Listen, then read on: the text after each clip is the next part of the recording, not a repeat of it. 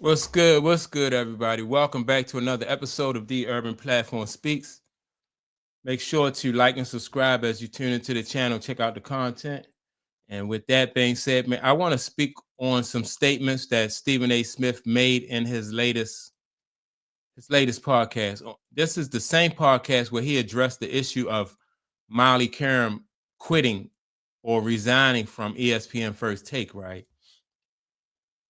But he made some other statements as far as and it really he repeated some statements that he made about like taking, like trying to make as much money for his boss as possible. And his statements and some of his statements, and I'm gonna point out, kind of contradicts himself. He tried to paint himself as somebody who is independent. And then he speaks on like how he how he think about how he can make himself, make himself some money and at the same time make his bosses some money.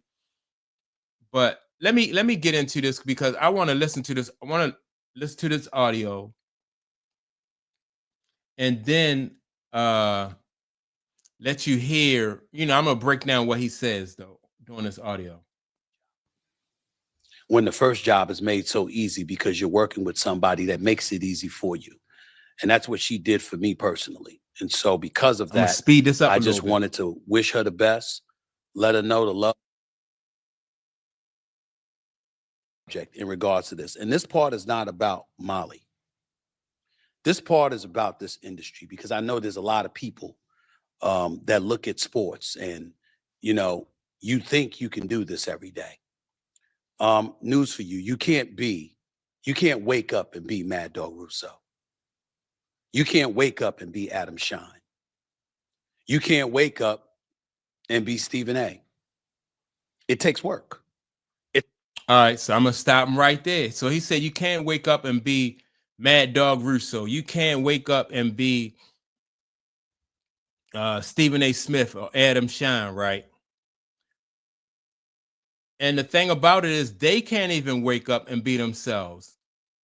If you work for ESPN, then you have to promote a certain narrative. So, and that's part of the problem with Stephen A. Smith is because people don't feel like he's genuine. So he can't even wake up and be Stephen A. Smith. But let's get into some more of his comments. It's not just about what you know, it's about what you know about your audience and how to deliver a product to an audience that they're receptive to and they want to embrace and they want to magnetize themselves to moving forward.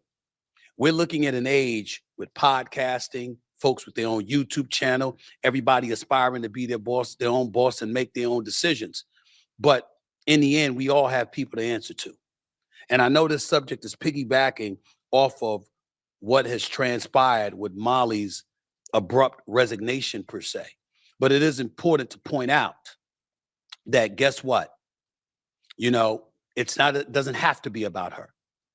But when you have negotiations and you're talking with people and you're going back and forth and you're hearing things that you may not want to hear or feeling things you may not want to feel, even though you're valued, even though people acknowledge those kind of things, we live in a world where we have to grow up. And again, I'm not talking about Molly here. All right, but let me before he get too far along, he said he made a statement about podcasters and everybody want to be their own boss. Part of the reason why people like social media is because you get to express your own honest feeling, right? That's what that's what I like about it. You get to express your own honest feelings and how you really feel about certain situations. What do you see? That's what I like about it. But the thing is with once you get into working for these big media outlets, then that all that goes away because now you have to it's not about what you feel. You got to know how to present the message that they want you to present. And if you have your own podcast, then you that's it's up to you. You can present your own message. You can be yourself. You don't have to aspire to be Mad Dog Russo. You don't have to aspire to be Stephen A. Smith or the other guy that he mentioned, right? I don't even know of anybody who aspire to be any of those guys. You know, people want to be, they want to be themselves. And that's why a lot of guys are starting their own podcasts. But Stephen A. Smith will he'll try to knock you and try to make it seem like, you know, you don't want to work for nobody. You know, and that's the wrong way to be about it. But the thing is, there's nothing wrong with working for people, but can you work for somebody and at the same time have your own thoughts and have your own ideas? And these guys who work for these major platforms, they don't seem to be able to do that. Very few guys will be able to work, you know, like somebody like who has leverage and has his own, would be somebody like a Pat McAfee. He built his platform before he went to ESPN.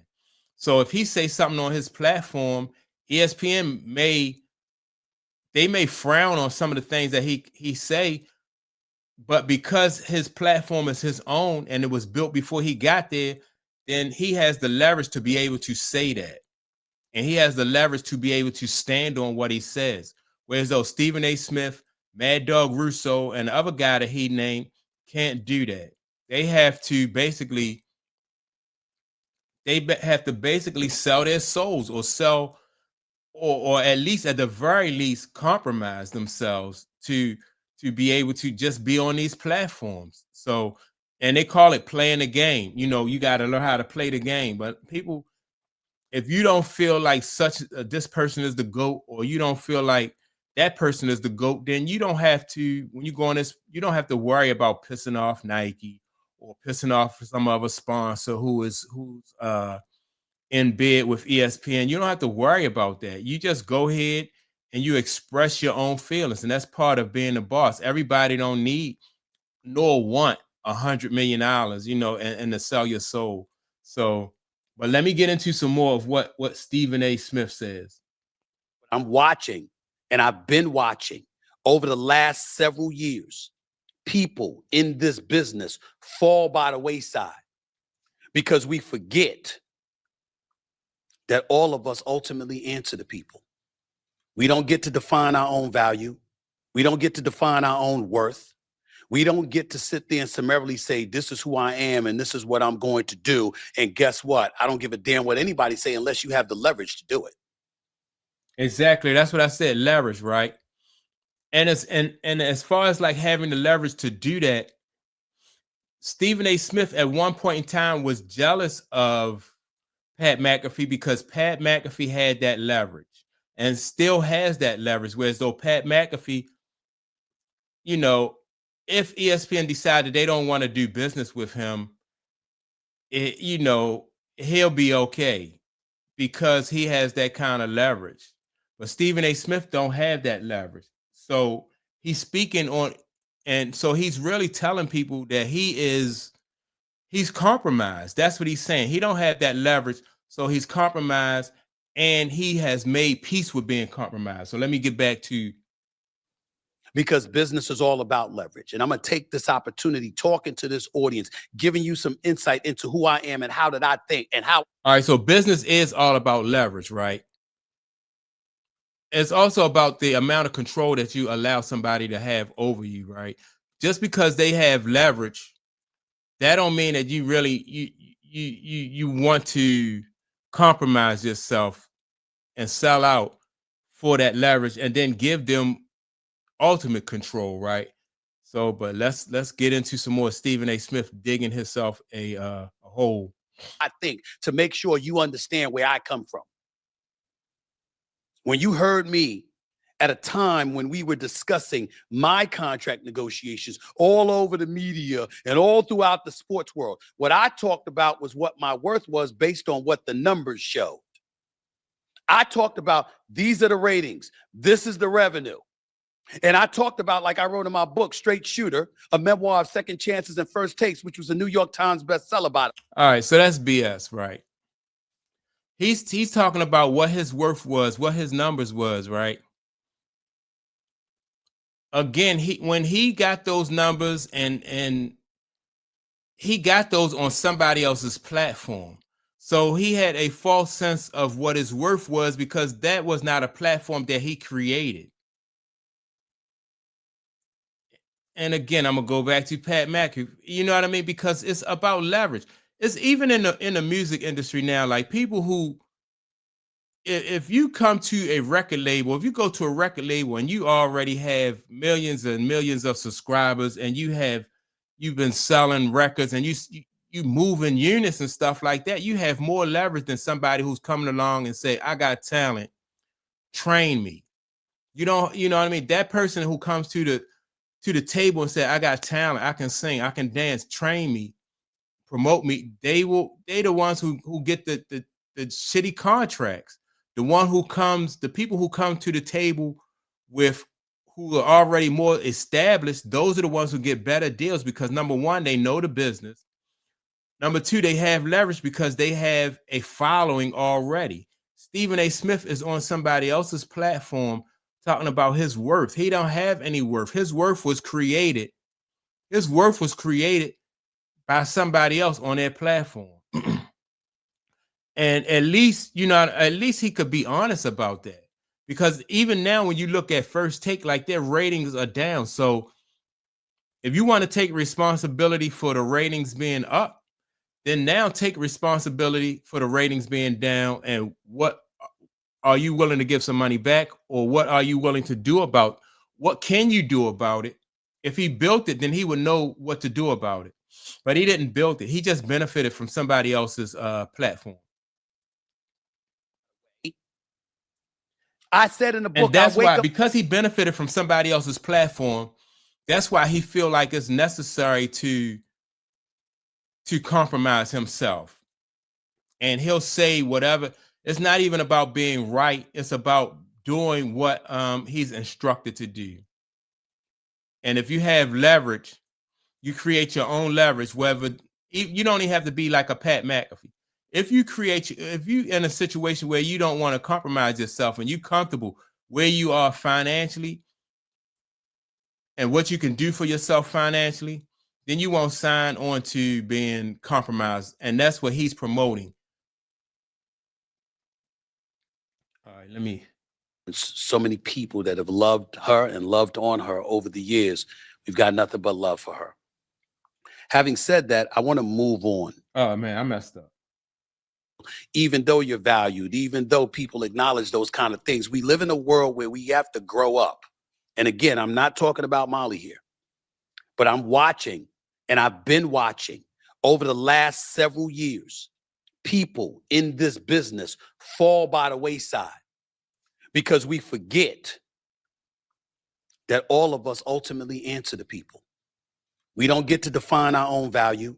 We don't get to define our own worth. Not true. We don't get to sit there and summarily say, this is who I am and this is what I'm going to do. And guess what? I don't give a damn what anybody say unless you have the leverage to do it.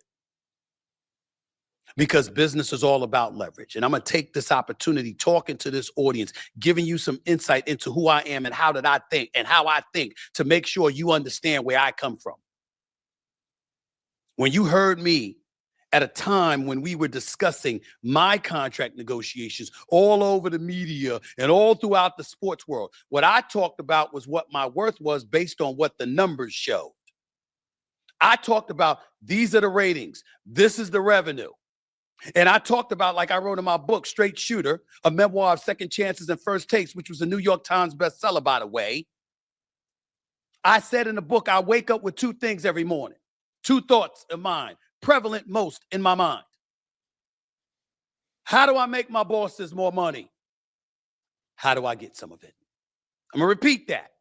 How do I get my bosses more money? How do I get some of it? Why do I say that? Because every one of us answer to somebody. For those of you out there with a YouTube channel, guess what? YouTube can flag your stuff and limit what you can disseminate to the masses. Over the air with. All right. So again, he's back. He's just trying to justify the fact that he's willing to sell himself and compromise himself for the money. If he was, and he said, like, how can he make his bosses some more money? He just, back to that. He even to bring that back up, constantly promote that. He's just trying to justify it because he want people to accept the way he feels about, like being able to sell out, being able to be disingenuous, somebody who's less than honest, somebody who's just, who just toe the line in order to get the money. And like I said, I appreciate, or I like being on social media, whereas though you don't have to do that. If you feel a certain way, you can express yourself as long as you're not trying to promote any type of violence or anything like that.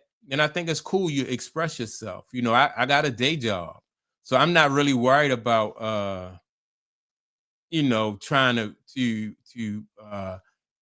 impress ESPN or some type of sponsor or somebody like that. So that's not important to, you know what I mean? Like, I enjoy speaking to people about sports. I like talking about sports, and I don't have to worry about promoting or pushing a certain narrative if that's not the way I feel. Like, I can't I couldn't really wrap my mind around how that would eat me up if somebody told me to say every day that LeBron James is the GOAT, and I don't feel like LeBron James is the GOAT.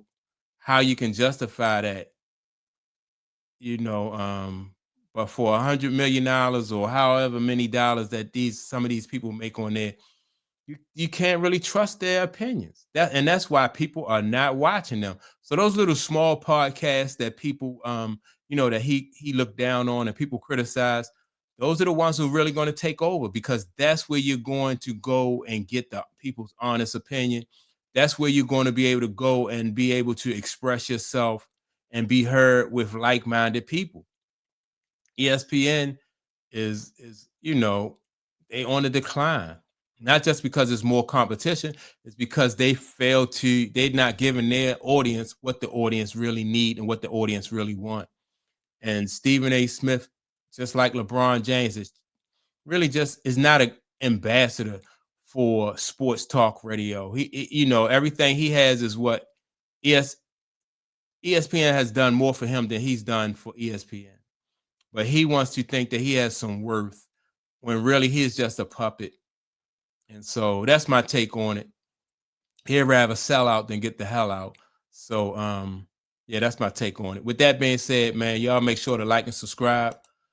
Don't forget to leave a comment, and I'll check you all out on the next episode. Peace.